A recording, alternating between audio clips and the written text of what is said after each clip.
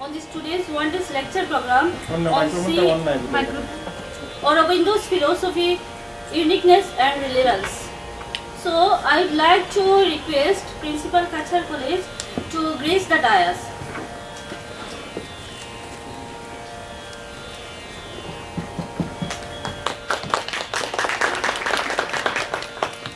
It's my privilege to invite Professor Manabendra Dutta Choudhury sir to come on the dais and to grace our dais.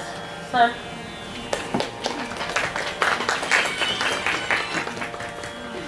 I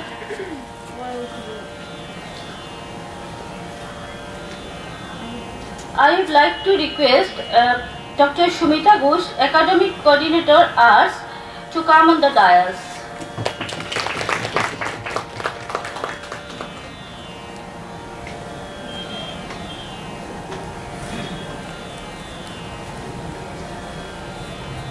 Now I would like to request Dr. Swadesh Ranjan Das, HOD Philosophy, to come on the dais.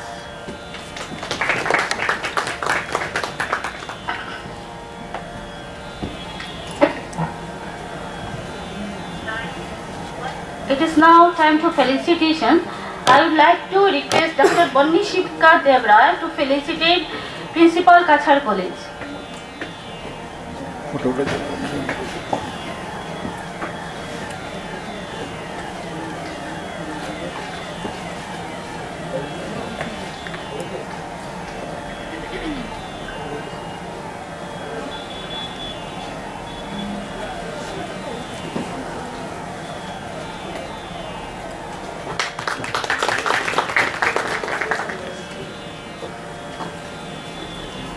Now I would request Dr. Swadesh Ranjan Das, HOD Philosophy Department, to felicitate our guest speaker, Dr. Manabendra Dutta Choudhury, with Uttoriyo and shawl.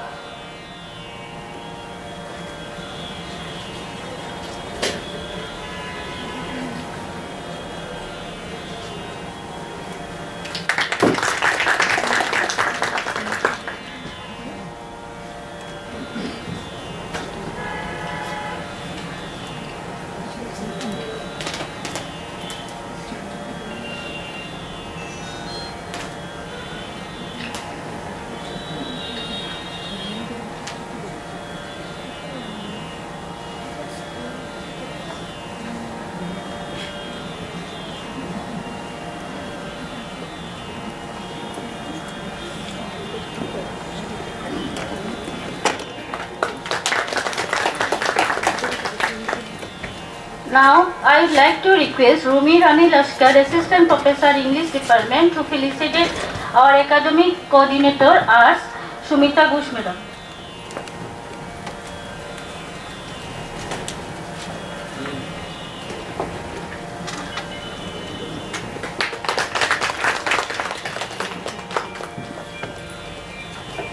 Now, I would like to request Noyana Goswami, Assistant Professor, Department of Sanskrit, to felicitate Dr. Swadesh Ranjan Das, HOD Philosophy.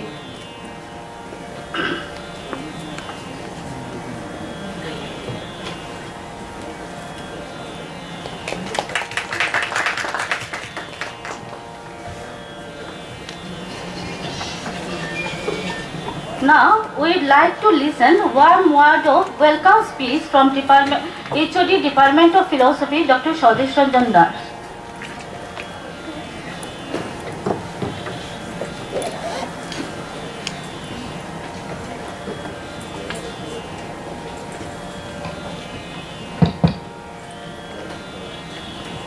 A very good afternoon to all of you present here.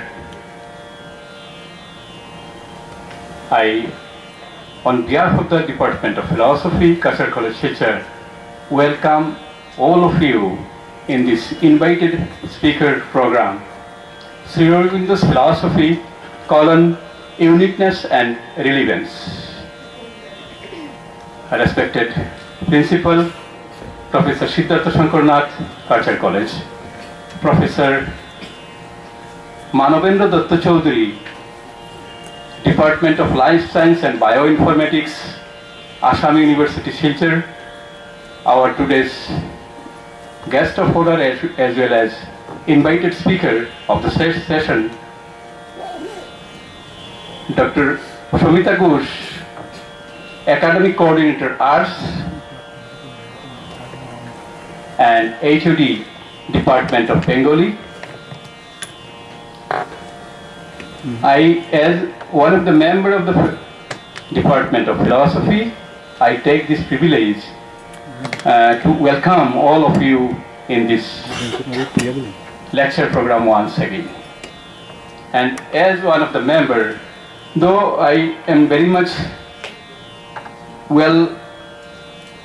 not well prepared, still I believe that the person who are sitting here, they will listen to the invited lecture, because this invited lecture is, though we are from a few days we are thinking of arranging this program, but because of some protocols we cannot, but ultimately we do it. And for this, sir, I once again thank you for just arriving here and to enlighten us on this occasion. I also welcome faculty members and head of the different colleges who come over here to make this occasion a success. I take this opportunity and just want to utter a few words on Sri Aurobindo. I very well know that the invited speaker, who is very much well versed in this subject, though his subject is life science, but his area of interest is Sri Aurobindo philosophy. It is a tremendous. Sir, I believe that you will reach the height you desire. Sri Aurobindo, as we can say him as a poet, a writer, a naturalist, and above all, a spiritual philosopher.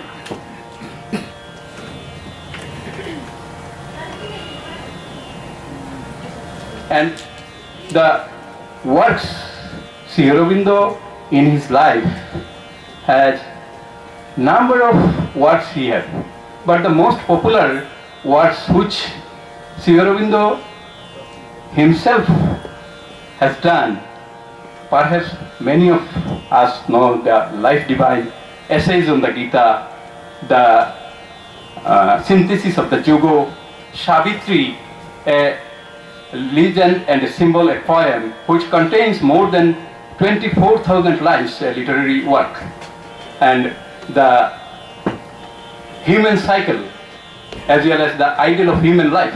So many works of Sri Aurobindo, and it is very difficult to make an analysis or even to summarize in a few words Sri Aurobindo's philosophy.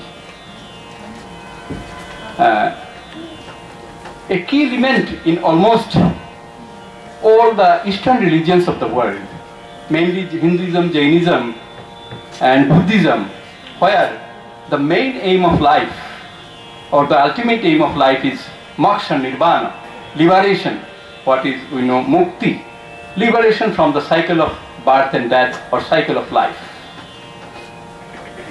And in almost all the schools of Indian thought even, liberation implies uniting with the divine or living in a divine presence.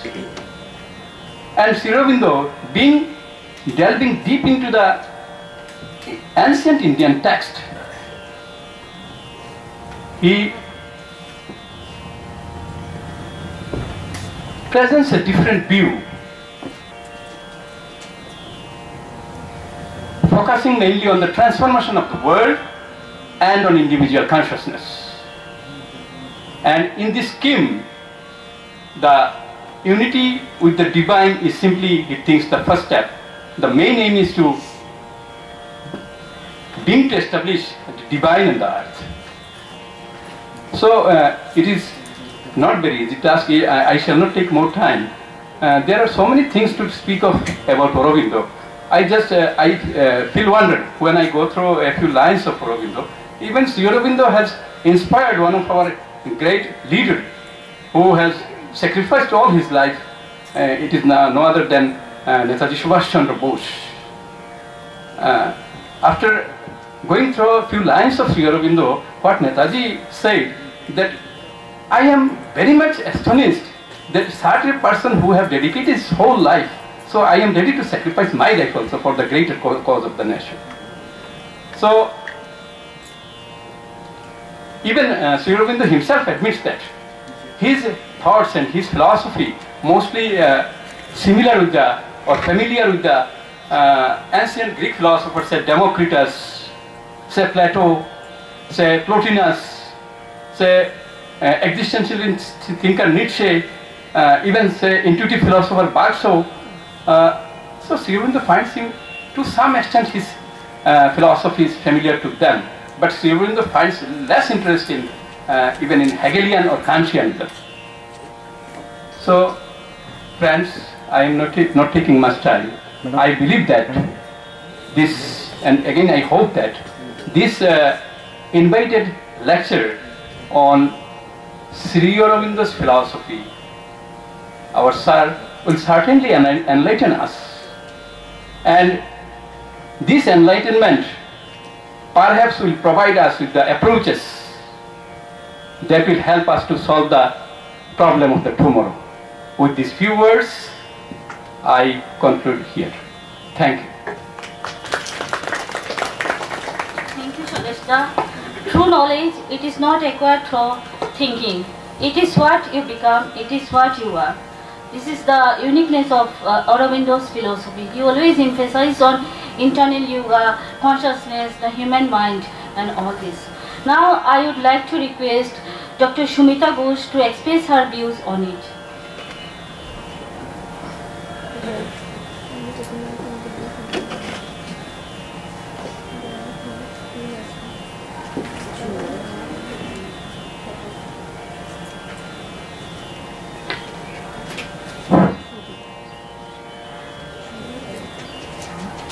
Cachar College Philosophy Department উদ্যোগে আজকের এই invited guest লেকচারের অনুষ্ঠানে উপস্থিত আজকের এই অনুষ্ঠানের chairperson আমাদের কলেজের অধ্যক্ষ প্রফেসর সিদ্ধার্থ শঙ্কর নাথ, আজকের সম্মানিত বক্তা প্রফেসর মানবেন্দ্র দত্ত চৌধুরী, ফিলোসফি ডিপার্টমেন্টের বিভাগীয় প্রধান স্বদেশ রঞ্জন দাস, আমাদের এখানে উপস্থিত রয়েছেন আমন্ত্রিত অতিথিরা, রয়েছেন রাধা মাধব কলেজের দর্শন বিভাগের বিভাগীয় প্রধান ডক্টর রুমা নাথ, রয়েছেন উইমেন্স কলেজের দর্শন বিভাগের প্রধান সংঘমিত্রা নাথ, আমাদের কলেজের বিভিন্ন শাখার বিভিন্ন বিভাগের অধ্যাপক অধ্যাপিকা এবং ছাত্রছাত্রী, সবাইকে আজকের এই প্রোগ্রামে আমি শুভেচ্ছা জানাচ্ছি। আজকের বক্তৃতার বিষয় Shri Aurobindo's philosophy colon uniqueness and relevance. এখানে যখন আমাকে ডাকা হয়েছে একাডেমিক কোঅর্ডিনেটর আর্টস হিসাবে দু একটি কথা আমাকে বলতে হয়, কিন্তু ফিলোসফিটা আমার কোনোদিনও ডিগ্রিতেও বিষয় ছিল না, কিন্তু যেহেতু সাহিত্যের ছাত্রী বা এখন বর্তমানে সাহিত্য পড়াচ্ছি, আমাদের কিন্তু এই দার্শনিক চিন্তা ভাবনার সঙ্গে পরিচিত হওয়ার প্রয়োজনীয়তা রয়েছে। সেটা কতটুকু নিজে হতে পেরেছি সেরকম মনস্ক পাঠক হয়ে উঠতে পারিনি, তবুও এইখানে এসে দাঁড়িয়েছি। দু একটি কথা বলবো ছাত্রদের উদ্দেশ্য করে, কারণ সেই স্পর্ধা আমার নেই শ্রী অরবিন্দোস ফিলোসফি নিয়ে কথা বলবো, কারণ এখানে দর্শন বিভাগের শিক্ষকরা রয়েছেন, অধ্যাপক অধ্যাপিকারা রয়েছেন, এবং যেটা বলবো যে আজকের যিনি সম্মানিত বক্তা আমাদের, তার সম্পর্কে সবাই জানেন, তবুও আমি একটু প্রথমে বিস্মিত হয়েছিলাম যে তিনি তার বিষয়, তার অধ্যাপনার বিষয় লাইফ সায়েন্স, এবং তিনি বক্তৃতা দিচ্ছেন অরবিন্দের দর্শন নিয়ে। তো এরপরে জানতে পারলাম যে তার পড়ানোর বিষয় বা অধ্যাপনার বিষয় যাই হোক না কেন, তার একটা স্বচ্ছন্দ বিচরণ রয়েছে অরবিন্দের দর্শনের উপর, বা অরবিন্দের একজন অনুরাগী হিসাবে একটা গভীর উপলব্ধি রয়েছে। তো সেইখানে দাঁড়িয়ে আমি কি বলবো, আমি ভীষণ নার্ভাস, তবু দুই একটি কথা আমাকে বলতেই হচ্ছে। আমি বলছি কিন্তু ছাত্রছাত্রীদের উদ্দেশ্যে, যে আমাদের ভারতীয় সংস্কৃতি এবং সাধনার ক্ষেত্রে শ্রী অরবিন্দ একজন বিস্ময়কর ব্যক্তিত্ব। আমার আগে স্বদেশ রঞ্জন দাস অরবিন্দের জীবনের বিচিত্র অভিজ্ঞতার কথা, বিচিত্র কর্মের কথা বলে গিয়েছেন। শ্রী অরবিন্দ এক সময়ের যিনি সহিংস আন্দোলনের সঙ্গে যুক্ত ছিলেন, পরাধীন ভারতবর্ষের স্বাধীনতা সংগ্রামের একজন বিপ্লবী নেতা, পরবর্তীতে একজন দার্শনিক। এবং আমরা সবাই জানি সেটা, যে 1908 থেকে 1909 সহিংস আন্দোলনের জন্য তার এই 1 বছরের কারা জীবন কিভাবে তার জীবনটাকে পাল্টে দিয়েছিল। সেই 1 বছরের কারা জীবনে গীতা এবং উপনিষদের মগ্ন চর্চা, যোগ সাধনা তার জীবনটাকে পরিবর্তিত করে দিয়েছিল।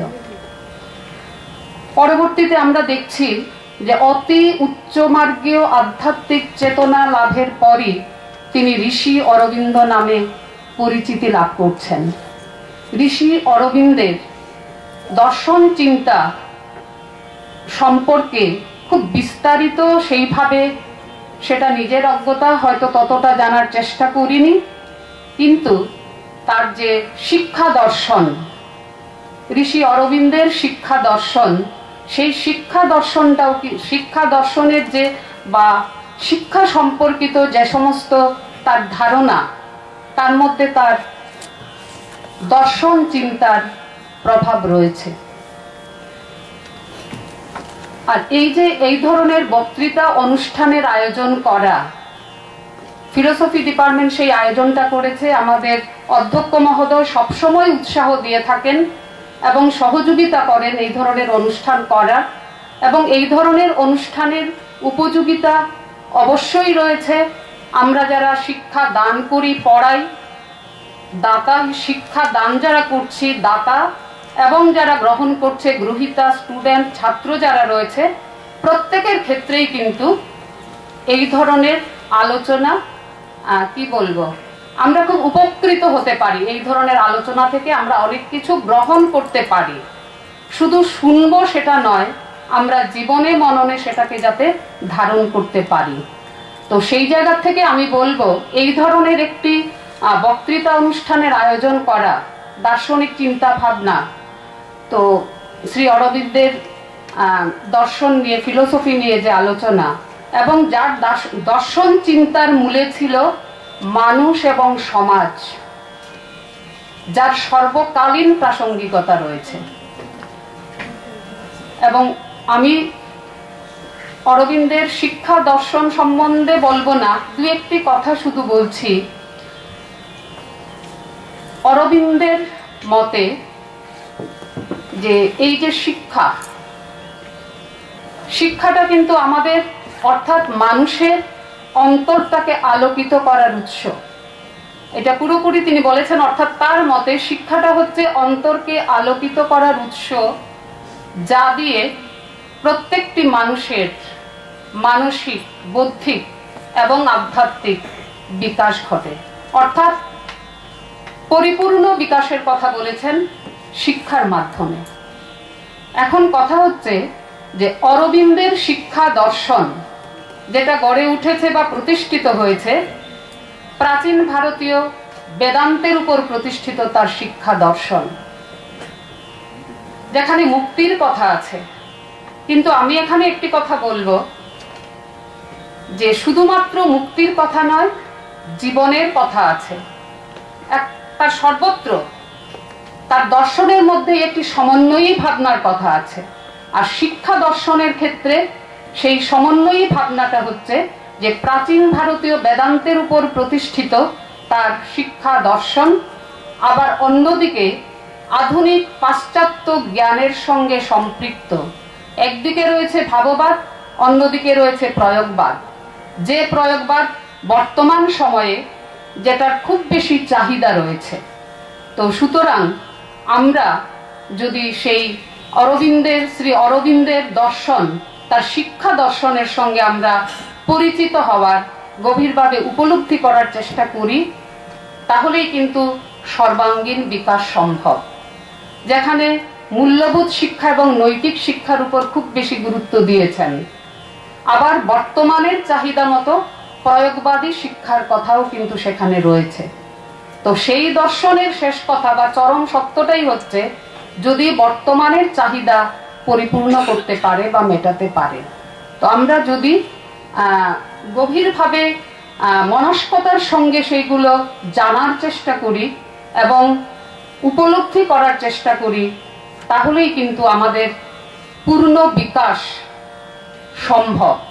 তো সেই দিক থেকে আমি বলবো, ছাত্রছাত্রী যারা রয়েছে খুব মনোযোগ সহকারে তোমরা আজকের বক্তৃতা শুনবে এবং শুধু ক্লাসরুমের মধ্যে শিক্ষা দান, শিক্ষা গ্রহণ, সেটাই কিন্তু শিক্ষা দর্শনের মূল কথা নয়, বা পরিপূর্ণ শিক্ষা গ্রহণের শেষ কথাও সেটা নয়। তো সেটা অন্তর থেকে আমরা উপলব্ধি করার চেষ্টা করব। আজকের বক্তৃতা আমরা মনোযোগ সহকারে শুনবো। এইটুকুই বলে আমি আমার বক্তব্য এখানে শেষ করছি। আবারও সবাইকে শুভেচ্ছা এবং অভিনন্দন জানিয়ে আমি শেষ করছি। Thank you, madam, for such an insightful speech. Now I would like to request Professor Siddhartha Shankar Nath, who is the chairman of today's programs, to deliver his speech.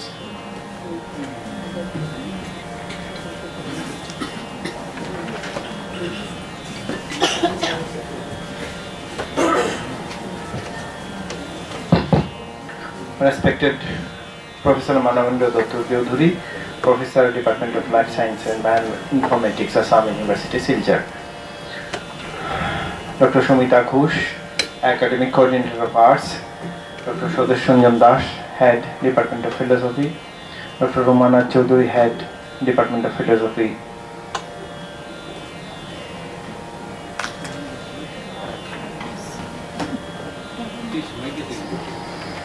Radhamadhur College, Dr.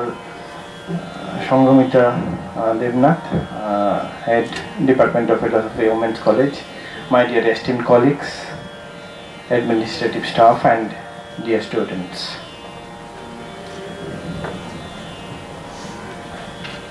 All the time we remain present in a program to think about the progress and development of our academic career. Today's program is a little bit different. It is for the development of our own mind, mentality, and how to clean our future, how to have a very clean future, how to inspire the society, not for maybe for philosophy department, but for the other persons who are present here, including myself, is only to upgrade our spiritual thinking, mental development. I know Professor Manabendra Dutta Choudhury personally. I respect him. I know he is a person who has been working, learning the philosophy of Sri Aurobindo. Initially, I was also surprised, who spent his long career for the study of life sciences, specifically botany, is a person very much interested to learn the philosophy of Sri Aurobindo. I had many interactions with him on different occasions. I got many information about his interest. Recently he has written one book. The name of the book is, you can see, Maulikottar Prekkhapote Sri Aurobindo Darshan. One day I was meeting, I went to the Department of Life Sciences and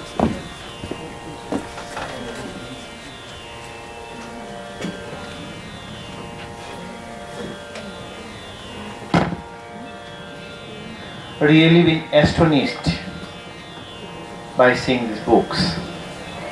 Immediately I invited him with consultation the Department of Philosophy. He agreed in the sense he is very much interested to share his ideas, views about Aurobindo in an academic institute with the people who are involved in academic activity, because we the teachers always like to express our thinking, views in an ambience full of academic minds. We could have arranged this program long before, but due to Corona protocol we could not. But today we have been successful. On behalf of administration, I thank the Department of Philosophy for their initiative and the academic coordinator of arts for her inspiration and support. I understand we will not only learn, we shall feel something today after his lecture. Let us try to understand, let us be attentive, let us try to feel what Sir says. I am confident we can enrich, we can be educated through this lecture. Once again, I thank all of you for being present here and express my gratitude to Manabendra sir for his kind presence to deliver the lecture. Thank you.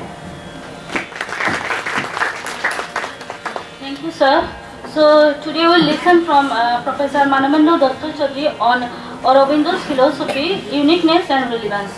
Before that, I am reading out the brief biodata of Professor Manabendra Dutta Choudhury. Professor Manabendra Dutta Choudhury, he is a Professor, Department of Life Science and Bioinformatics, and he was coordinator of Bioinformatics Center, Assam University, Silchar. He has a total 28 years of teaching experience, and his field of research interest is medicinal plants, natural product research, and computational drugs designing. He has a total 144 number of research papers, and he wrote 5 books and 16 books chapter published in various books. He is also a member of various international professional bodies. At the same time, he was also a member of international fellowship. He has received international fellowship and award. He is also holding the very prestigious administrative position in Assam University. He was academic and administrative advisor to Vice Chancellor, Assam University 2012, a post equivalent to Pro Vice Chancellor. He was former Dean, School of Life Science, Assam University, Silchar. He was former Director of National and International Academic Collaboration, Assam University. He was also coordinator, Assam University Administration Cell. He was also coordinator, Assam University Biotech Hub. He was also coordinator, Bioinformatics Center, Assam University. And he was also former head of the Department Life Science and Bioinformatics. So sir was holding, I'm not reading all the posts he was holding in Assam University. He was holding various prestigious positions in academically in Assam, administrative board in Assam University, and he has also visited several countries: United Kingdom, Mauritius, Republic, Netherlands, France, Australia, Bhutan, Nepal, Italy, Canada, Australia, Belgium, Bangladesh, and many more countries. So, Sir has keeping deep interest in music, as well as he has a very much interested to research on Aurobindo philosophy. So recently he is also the author of the book Maulikottir Prekkapoti Sri Aurobindo Darshano. So in this book I found that Sir was attending various programs related to Aurobindo philosophy. He was delivering various, attending various programs in Aurobindo philosophy, and Sir has also donated these books to Central Library of our college. Thank you, sir. Now,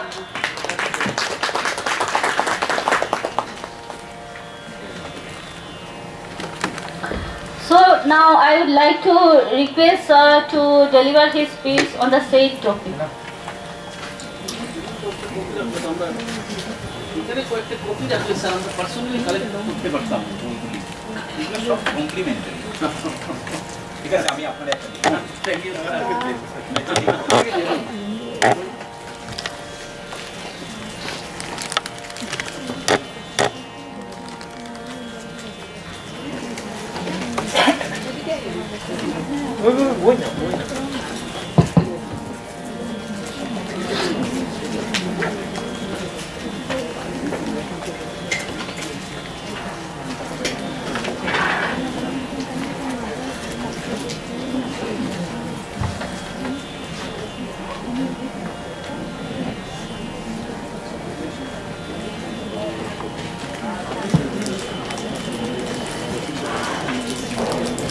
বিদ্রোহী কবি নজরুল ইসলামকে দেওয়া একটা সম্বর্ধনার প্রত্যুত্তরে কবি এক জায়গায় লিখেছিলেন, বন্ধুগণ, আপনারা যে সওগাত আজ হাতে তুলে দিলেন আমি তা মাথায় তুলে নেব। কাছাড় কলেজ কর্তৃপক্ষের দেওয়া আজকের এই উষ্ণ অভ্যর্থনার প্রেক্ষাপটে সমগ্র কাছাড় কলেজ কর্তৃপক্ষকেও আমি সেই কবির ভাষায় একই কথা বলতে চাই, আপনারা যে সওগাত আজ হাতে তুলে দিলেন আমি তা মাথায় তুলে দিলাম। Honourable principal professor Siddhartha Shankar Nath, head of the department doctor Swadesh Ranjan Das, Dr. Sushmita Khush Madam, Coordinator Arts. Our invitees from Radha Madhav and Women's College Silchar. My esteemed colleagues of this particular college, my dear students, ladies and gentlemen. My sincere regards to all of you for giving me this chance to deliver a few words on Sri Aurobindo philosophy. I understand most of you are surprised seeing my background. My background is science, biological science, drug discovery and computational biology. But this is a different field. This is my hobby, this is my passion, this is my interest, you can say. So I thank sincerely the whole Cachar College fraternity for giving me this chance. Before initiating the talk, I should have honest confession. Never I studied philosophy as a subject. Rather, I did not have any scope of studying philosophy as a subject, although I have been studying Sri Aurobindo philosophy since last 22 years. Because I do not have systematic study in the subject, philosophy as a subject, I am not aware about the classical grammar of the subject. You will understand, you will agree with me that every subject has a grammar of its own. So I know the grammar of biological science very well, but I do not know the grammar of philosophy. So while listening my deliberation, you may find I'm afraid, I'm scared because philosophers are sitting in front of me. So you may find some mismatch so far as my concept, so far as my thoughts are concerned. If you are finding any mismatch, so far as the classical grammar of the subject is concerned, please raise it at the end of the point. I will learn from you, I will rectify, I will change my thoughts and concept. Though I am regularly in touch with Sakar, Sri Aurobindo Center for Advanced Research of Pondicherry. The director of that particular center is Dr. Ananda Reddy, who is the son of renowned philosopher Dr. Madhusudan Reddy. I am in regular contact with them. Whatever philosophical concept, so far as Sri Aurobindo philosophy is concerned, I develop. I communicate with them. I request them to check whether I am on the right track or not. I take approval from them. But even then, you may find some mismatch. I shall be happy to have that input from you. If you look at the topic today, two words are significant: uniqueness and relevance. And I have a specific intention of putting those two words, uniqueness and relevance. Whenever I talk about Sri Aurobindo philosophy, unofficially sitting anywhere, immediate reply from the opposite side comes, oh, Sri Aurobindo philosophy is very difficult, it's very tough to understand. Regularly I receive this type of feedback, that is very difficult to understand. Keeping that point in mind, I have put the word uniqueness. If I can mention the uniqueness of the philosophy of Sri Aurobindo, then it will be very easier to understand, to enter into the subject. Why and in which way Sri Aurobindo philosophy is different from philosophies of other philosophers. If I can explain that, it will be very easy for you to enter into, those who find it very difficult. And the relevance, I believe, I accept Sri Aurobindo not as a religious philosopher. I consider Sri Aurobindo as a social reformer and a spiritual scientist. If time permits, then I will try to discuss those 2 points at the end. The social reformer. So Sri Aurobindo has its relevance for the present day context. So these things need to be discussed while discussing the preliminary talk so far as the Aurobindo philosophy is concerned. That's why I have put these 2 words, uniqueness and the relevance. And you will understand that because I am delivering the talk extempore, so there may be, you see, little bit gap. Because I have not planned what I will say, what I will speak. The topic is fine, but under that particular topic, the points I have not mentioned. Whatever will come in my mind, and I will speak. So there may be, you see, that there may not be continuous flow in the talk. The cause which motivated me to enter into Sri Aurobindo philosophy is very clear to me.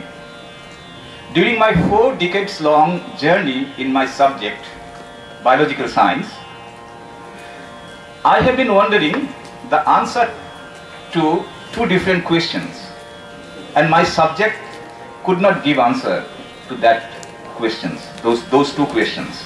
Number 1, what is life? I am a life scientist.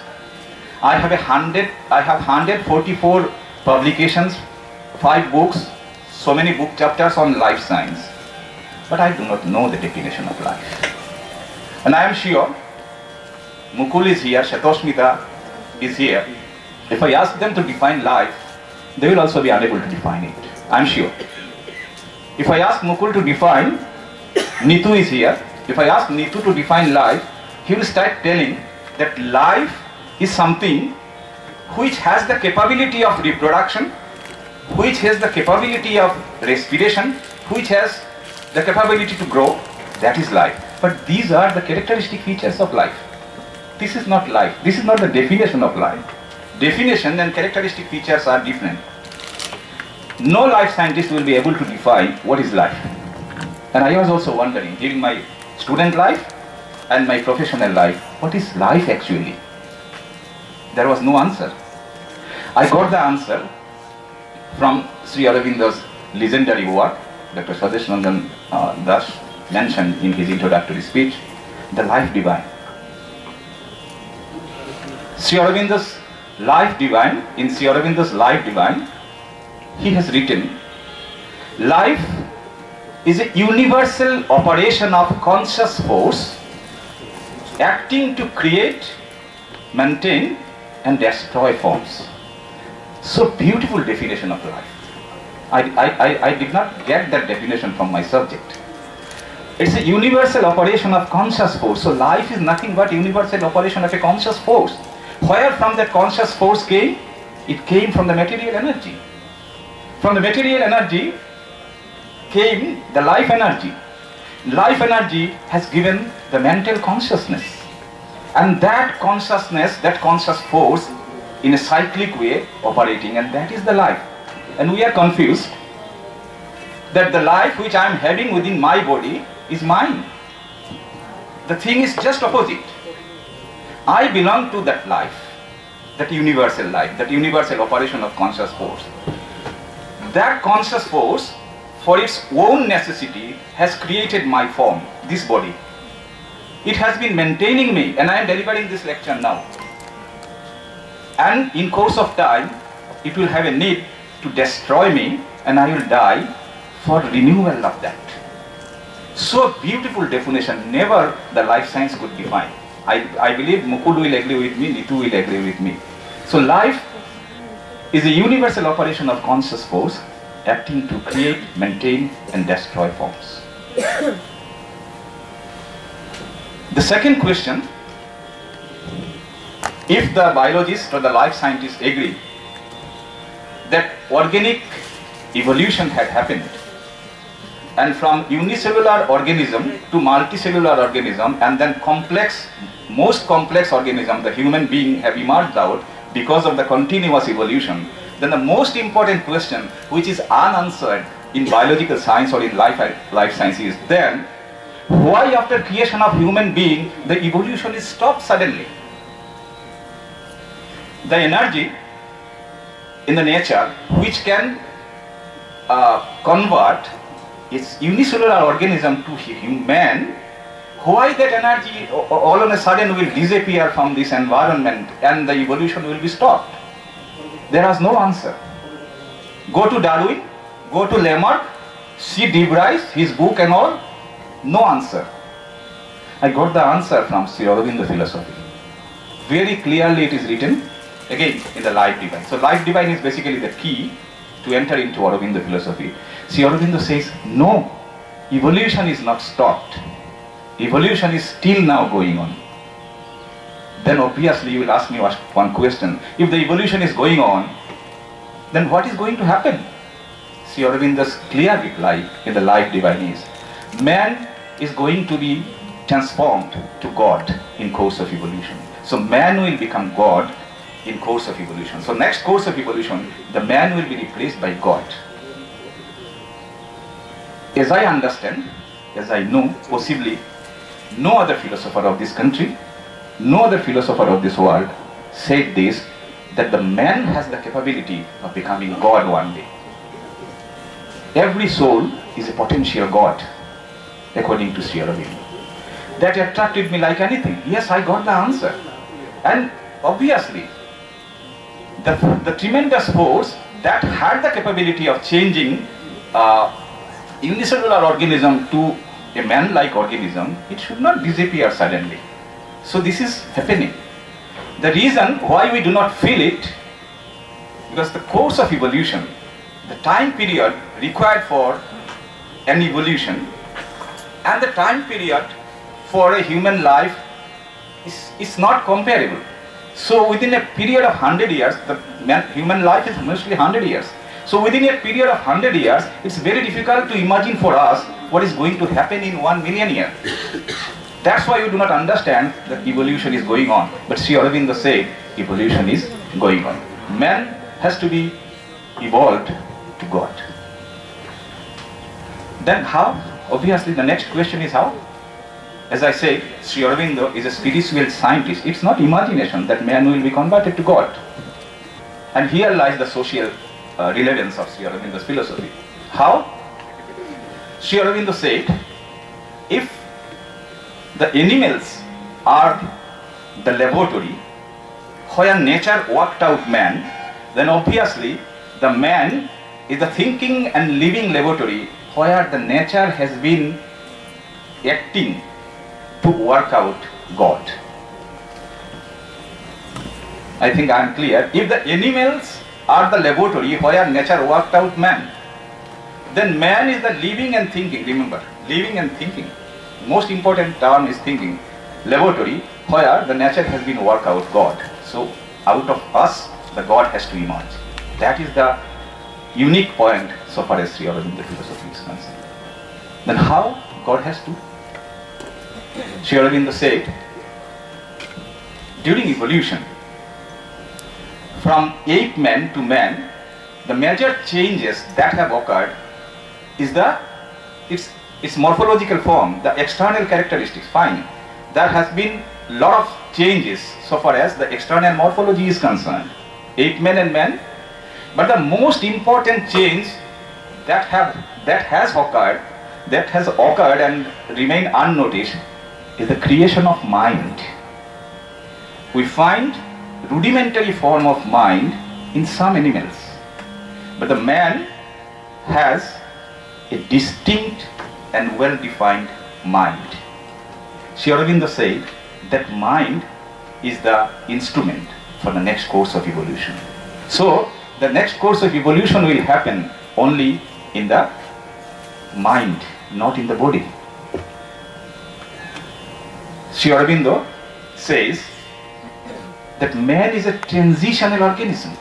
Like monkey, like ape man, the men are the transitional organism. It's not final, but we are so proud. We say that we are the greatest creature, the finest creature of this universe or God. No, it's not.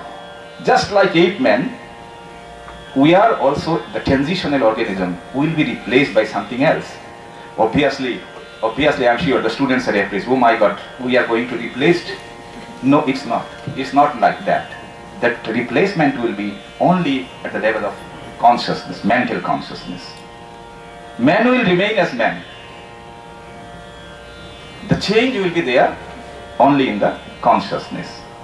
Now if you look at the evolutionary time period, from monkey to ape man, nature took 450 million years to evolve ape man from the monkey.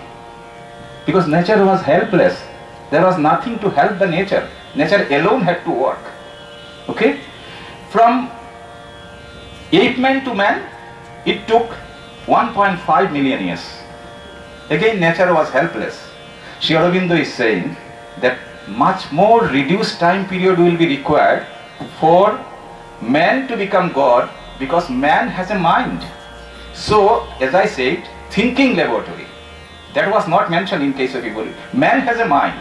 So man has the capability to work along with the nature to accelerate the evolution, and because of that, the next course of evolution will be much faster. And man, now the question is, if man remains same, how it can be felt that the man has been evolving, or man is going to be evolved to a level of higher consciousness. Okay? Again, Sri Aurobindo's Life Divine is an open announcement for two things. One, emergence of new species. See, a philosopher has announced emergence of new species on this earth, and at the same time, emergence of a new social order. That is the relevance. A new social order will come on this earth. This earth will be converted to heaven. It's not that heaven is imaginary, something.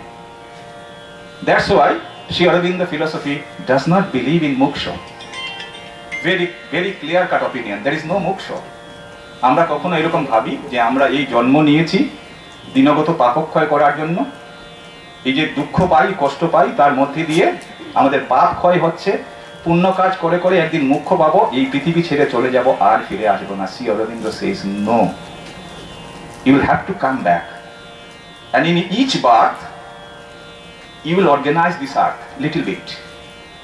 So after hundreds of birth, thousands of birth, in every birth, by decorating this earth, it is you who will convert this earth to heaven. See the social resemblance. And say how Sri Aurobindo says the major problem of human being is its reasoning mind. The mind which we have is the reasoning mind. We do not accept. If the principal says something, I will never blindly accept. I will put my reasoning whether principal is saying something okay or not, and then I will accept or I will reject. That is the limitation of the mind, Sri Aurobindo says. He said, and because the reasoning varies, for a common matter, we have dispute. For any common matter, we may have dispute. That's why the quote is, I will say, I am right, Nitu will say, he is right, so there is no decision, we will go to court. And then there will be decision from the magistrate or judge, and then we are bound to obey, because there is a disciplinary action. If I do not obey, then there will be disciplinary action. So that problem comes out of the reasoning mind. And again, the mind, human mind, is imperfect. Because of imperfect human mind, the reasoning developed by the imperfect human mind are imperfect reasoning. And because of that imperfect reasoning, that conflict comes. Sri Aurobindo says, during course of evolution, the reasoning mind of human being will be transformed to intuitive mind.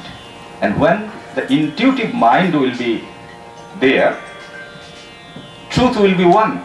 What Nitu will say, I will say the same thing, so there will not be any controversy. What this Sar will say, I will say the same thing, so there will not be any controversy.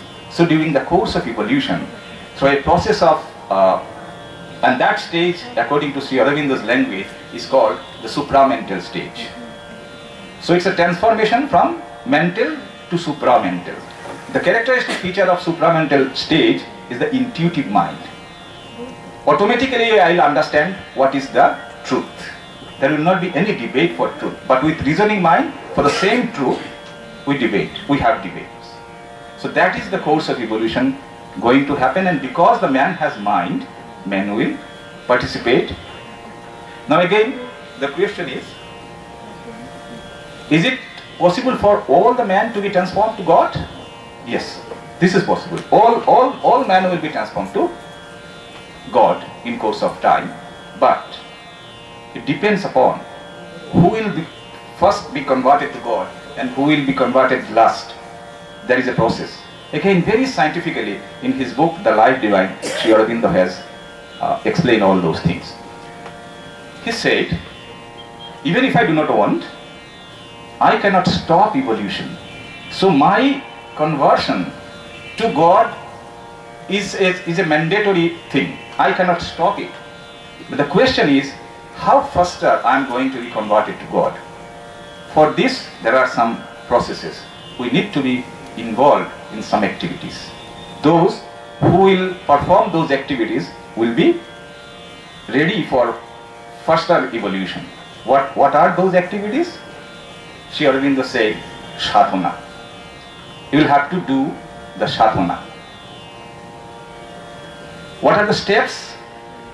He said, for personal sadhana, there are 3 steps. 1, desire.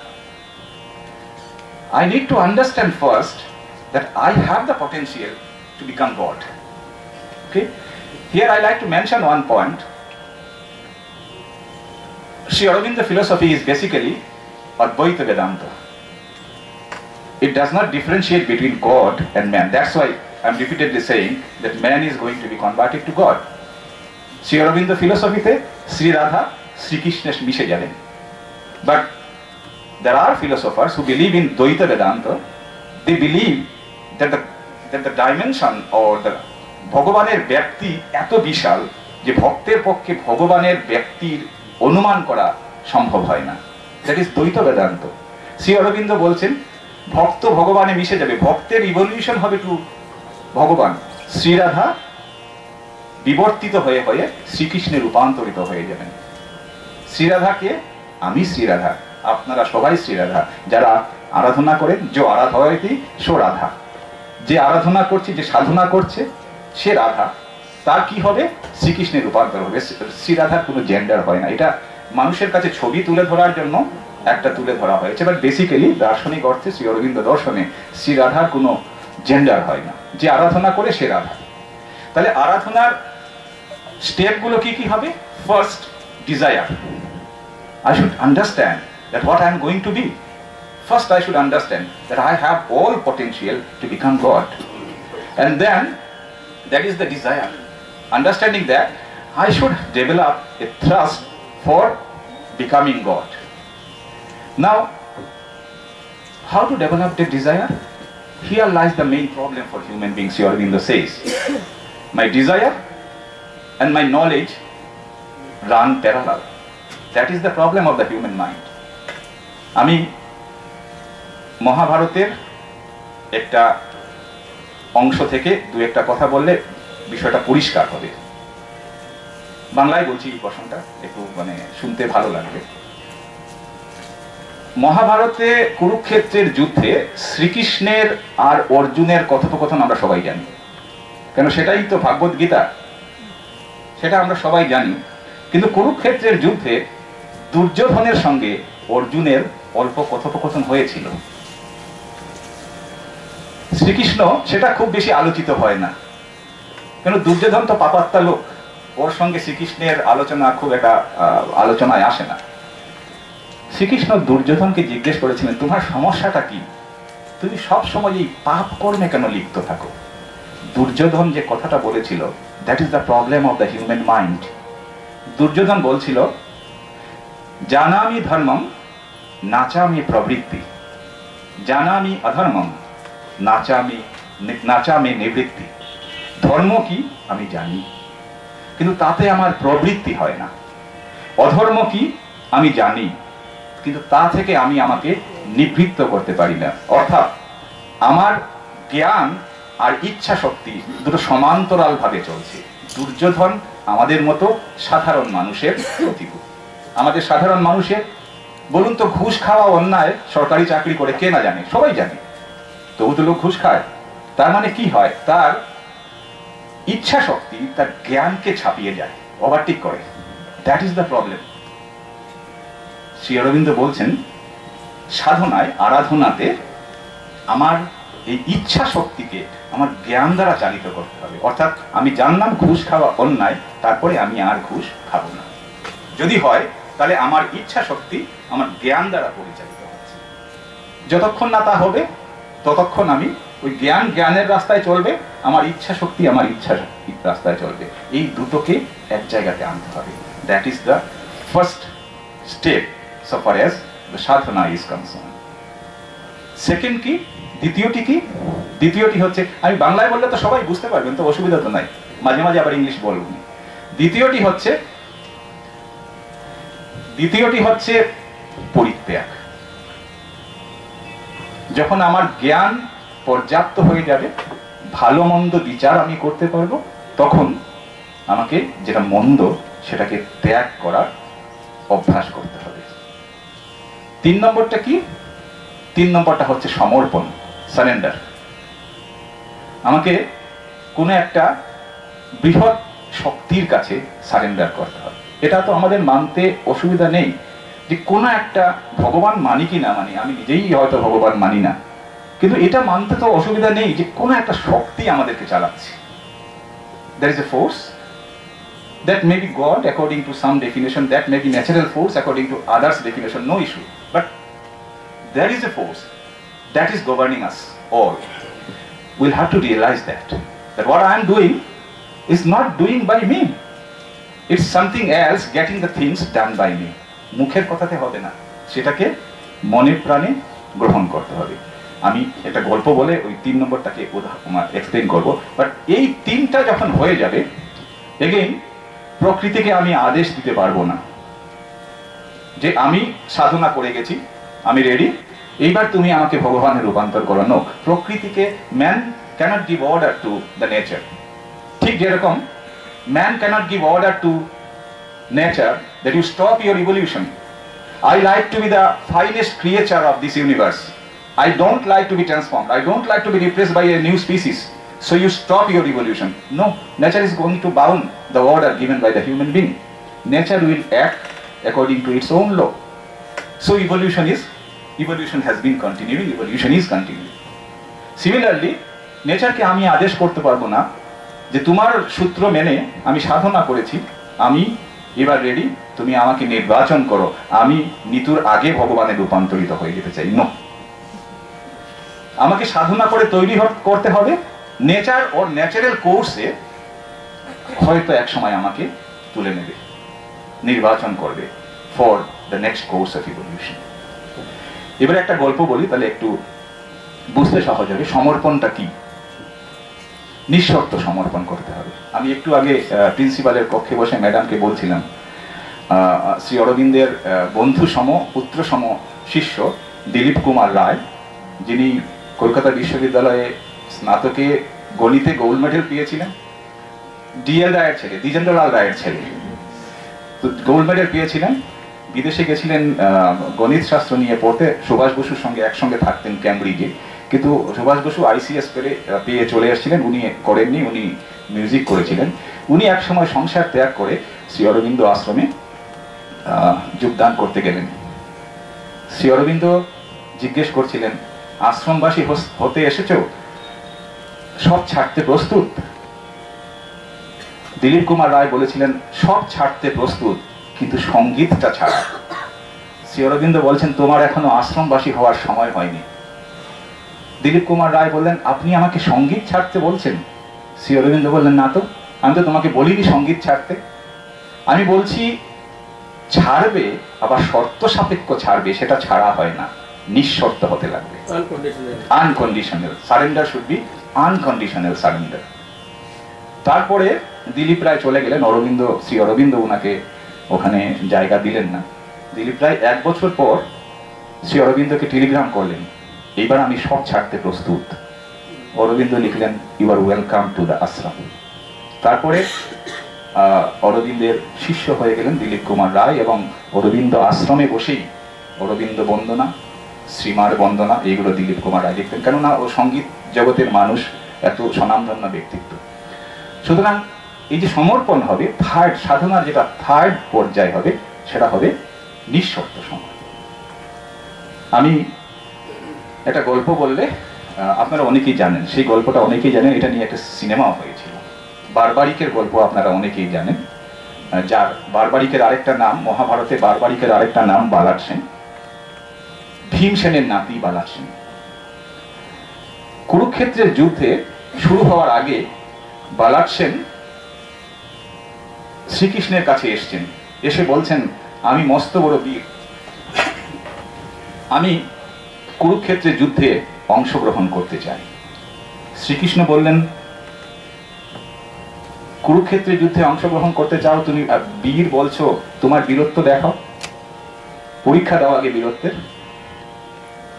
Shrikrishna বললেন, ওই দূরের পাহাড়টাকে তুমি একটা তীর ছুঁড়ে জ্বালিয়ে দাও।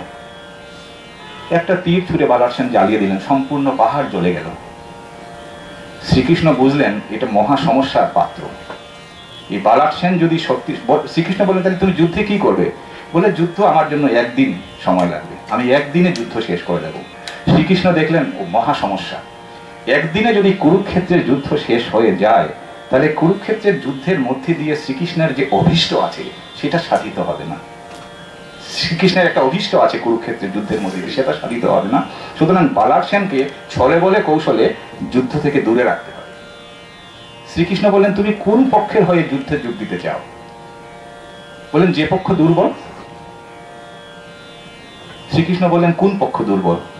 বলছে, কৌরব দুর্বল। বলে, কেন? বলে, আপনি আছেন পাণ্ডবের দলে, বললেন ঠিক আছে, কিন্তু যে মুহূর্তে তুমি তোমার মতো বীর কৌরবের দলে যোগ দেবে, কৌরব তো শক্তিশালী হয়ে যাবে, তাহলে কুরুক্ষেত্রের যুদ্ধে কি তুমি খালি এদিক ওদিক দল পরিবর্তন করতে থাকবে? যুদ্ধ করবে কখন? শ্রীকৃষ্ণ তার ছল দিয়ে বললেন যুদ্ধ করবে কখন। শ্রীকৃষ্ণের এই কথায় বালার সেন শ্রীকৃষ্ণের আসল পরিচয় পেয়ে গেলেন এবং বললেন, শ্রীকৃষ্ণের পায়ের কাছে বসে বললেন যে ভগবান, আমি তোমাকে চিনে গেছি, তুমি বলো আমি কি করব, তুমি আমার গুরু। শ্রীকৃষ্ণ একটু নিষ্ঠুর হলেন, বলেন তুমি আমাকে গুরু মানো? বলছে হ্যাঁ তুমি আমার গুরু। বলছে তাহলে গুরু দক্ষিণা দেবে? দেব। কি গুরু দক্ষিণা? বলে তাহলে তোমার মাথাটা কেটে এনে আমার হাতে দিয়ে দাও। ওকে যুদ্ধ থেকে বিরত করতে হবে, তো তোমার মাথাটা কেটে এনে আমার হাতে দিয়ে দাও। বালার সেন বলছেন তাই হবে প্রভু, কিন্তু আমার একটা শর্ত আছে, আমি দিয়ে দেবো গুরু দক্ষিণা। শর্তটা কি? বলে আমি আমার মাথাটা তোমাকে হাতে দিয়ে দেওয়ার পরে আমি কুরুক্ষেত্রের যুদ্ধটা দেখতে চাই। শ্রীকৃষ্ণ বললেন সেটা হবে, আমি তোমার কাটা মাথাটা ওই পাহাড়ের উপরে রেখে দেব এবং তুমি সেখান থেকে যুদ্ধটা দেখবে। বালার সেন তাই করলেন, শ্রীকৃষ্ণ তাই করলেন। বালার সেনের কাটা মাথাটা, এই গল্পটা আপনারা অনেকেই জানেন, পাহাড়ের মধ্যে রেখে দিলেন। ওই বালার সেনের কাটা মাথাটা মহাভারতের যুদ্ধটা দেখলেন। যুদ্ধ শেষ হলো, পাণ্ডবরা জয়ী হলেন। তারপরে সমস্যা দেখা দিল, কে বীরশ্রেষ্ঠের শিরোপা পাবেন। পাণ্ডবদের মধ্যে দ্বন্দ্ব দেখা দিল। অর্জুন বলছেন সমস্ত যুদ্ধ আমি করলাম, বীর শ্রেষ্ঠ তো আমি। ভীম বলেন আরে বড় বড় রথী মহারথীকে আমি মেরেছি, সুতরাং আমি বীর শ্রেষ্ঠ। ওনারা শ্রীকৃষ্ণের কাছে গেলেন। শ্রীকৃষ্ণ চতুর। শ্রীকৃষ্ণ বললেন আমি তো অর্জুনের রথ চালাচ্ছিলাম, আমি তো রথের রশিটা ধরে সামনের দিকে তাকিয়েছিলাম, আশপাশে কি হয়েছে আমি তো দেখিনি, সুতরাং তোমাদের মধ্যে কে শ্রেষ্ঠ বীর সেটা আমার পক্ষে নির্ণয় করা সম্ভব হবে না। তাহলে বললেন কি করা, কিভাবে নির্ণয় হবে? বললেন ওই পাহাড়ের উপরে যাও, ওখানে গিয়ে একটা কাটা মাথা পাবে এবং কাটা মাথা দেখবে, ওখানে গেলে তোমাদেরকে বলে দেবে যে তোমাদের মধ্যে সবচেয়ে ভালো যুদ্ধ কে করেছো, বীর শ্রেষ্ঠের শিরোপা কে পাবে।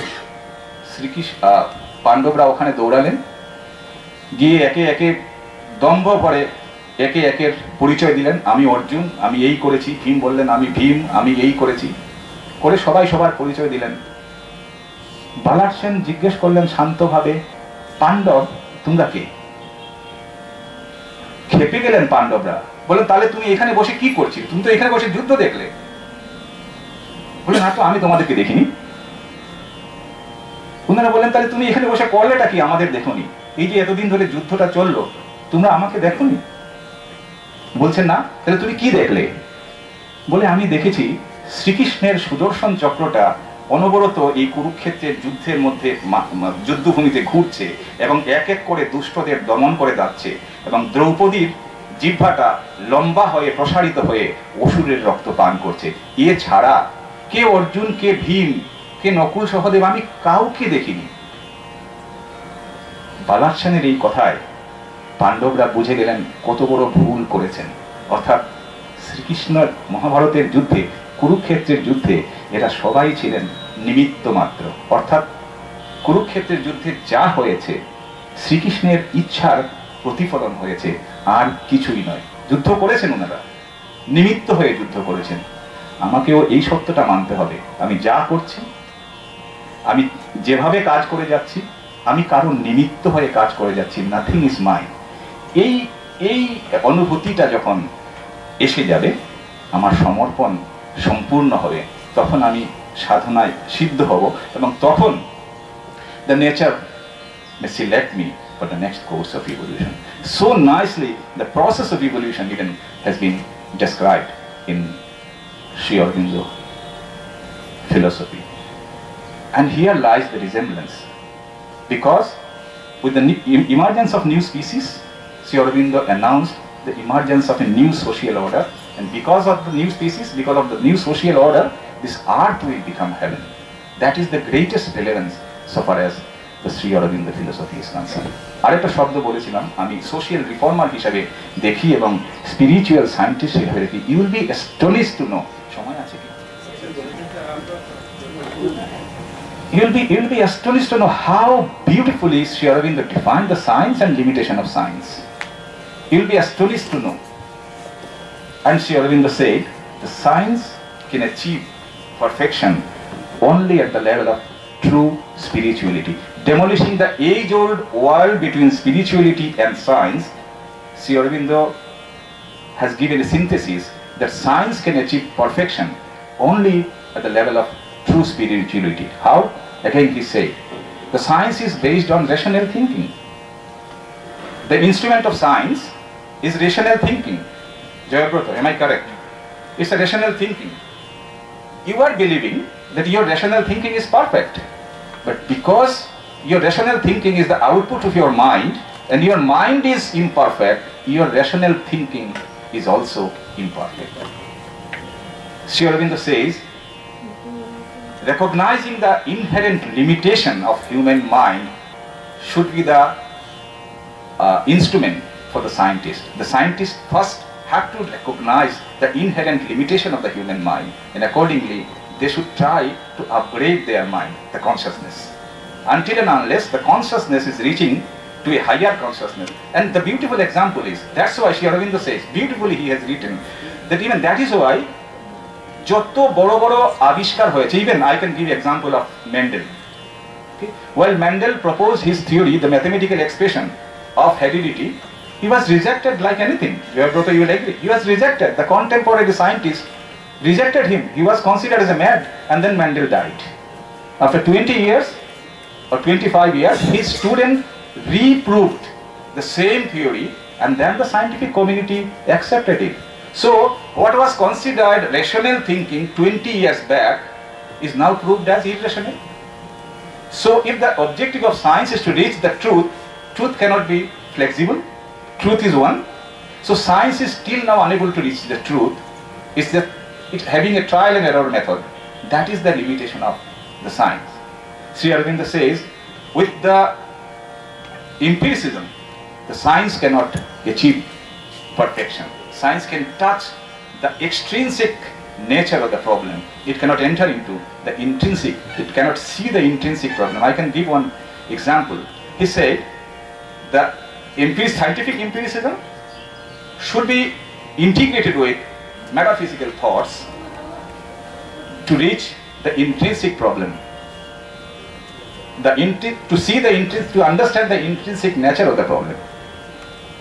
If only with the empiricism, the touching or seeing the intrinsic nature of the problem is not possible. I can give one example. Like one example. Again, it is part of my field of research in science. Is the antibiotic resistance. Okay. First antibiotic was discovered in 1828 or something like that, and then few years later, the antibiotic started to be used. I am giving one example for one disease. Antibiotic started to be used for treating, for example, tuberculosis. But if you look at the situation now, after 70 years, 75 years, tuberculosis still now is a challenge for the modern medical science. Why? Because the science is, with its empiricism, trying to touch the extrinsic part of the problem. The bacteria is coming. With the application of science, what we are trying to do, we are trying to kill the bacteria to live better. But the nature has created bacteria for a specific purpose. That purpose needs to be understood, and accordingly you are to develop a system to control it. Otherwise, what is happening, what has been happening, the bacteria is coming to attack us, and we are trying to kill the bacteria. So the bacteria is or has been developing resistance, different mechanism. We give antibiotic, they escape. We give that antibiotic, they escape. We give that antibiotic, that escape. And that hide and seek with a tiny microorganism has been going on since last 75 years. Modern medical science is failed to control that. Sri Aurobindo says this is because the empiricism. We are trying to look at the problem with empiricism only, without thinking the metaphysical thoughts. So far as the physical science is concerned, Sri Aurobindo says, highlighting the Vedanta, Sri Aurobindo mentioned that when a particular phenomena will exhibit different degrees of qualities, that particular phenomena should be judged from its highest degree, not from the lowest degree. But the science has considered matter as the highest of everything. That is the mistake. That is the greatest mistake the science has done. Matter is not the ultimate. Matter is not the final. Sri Aurobindo criticized scientists, saying that this is monoism of matter. Is it? Matter is the ultimate. Matter is the Brahman. Matter is the Brahma or Brahman, whatever you say. He says, no, it's not. Because matter has given rise to life, and life has given rise to mental consciousness. So the matter has to be judged from the level of mental consciousness only. And he says, the investigation of this single hypothesis can bring enormous change in the field of material science. Matter has to be judged from the level of mental consciousness, because that is the highest attribute. And our Vedanta has said that when a particular phenomena will exhibit number of degrees of qualities, it should be judged from the top, not from the bottom. So the top attribute of matter is the mental consciousness. So matter should be judged from the level of mental consciousness, and then this is enormous field of research for the scientists who are working in the field of material science. See, a philosopher, how beautifully, and you will be surprised to know, it's not that my philosophical approach and my scientific approach are going parallel. I'm trying to integrate. Okay, so far as the empiricism is concerned, okay, very recently, with one of my, having collaboration with one of my students who is my colleague now, Dr. Anitavo, we are trying to do that. We are trying to integrate the empiricism with metaphysical thoughts and designing an experiment. One of the PhD scholar, Shushmita, will be doing on that. She will be getting a PhD degree on that, where we are integrating the empiricism of science and then metaphysical concept. Because, and that is very simple. We are not going to, like, we design antibiotic, we kill the bacteria, but we are trying to go a little beyond. We are trying to go a little beyond. I'm talking a little bit about my subject, professional subject. We are trying to silence the gene which is responsible for the virulence of the organism. We will not kill the organism. Let the bacteria be there. Let the bacteria be in your body, no issue. But the gene which is responsible for attacking you, we are going to silence that particular gene. And if we can do that, the bacteria will not develop resistance, because it is not harming. Like the example is Jayabroto. If you just scold me with, you see, very soft language, I will say, oh, it's alright, Jayabroto is my student, so it's okay, no issue. So coexistence. But if you like to kill me with a gun, I will take another gun. Is it not? So don't kill me, I will kill you. Okay, that is happening with the bacteria. We are trying to kill the bacteria, but bacteria said, no, I have the right to survive on this nature.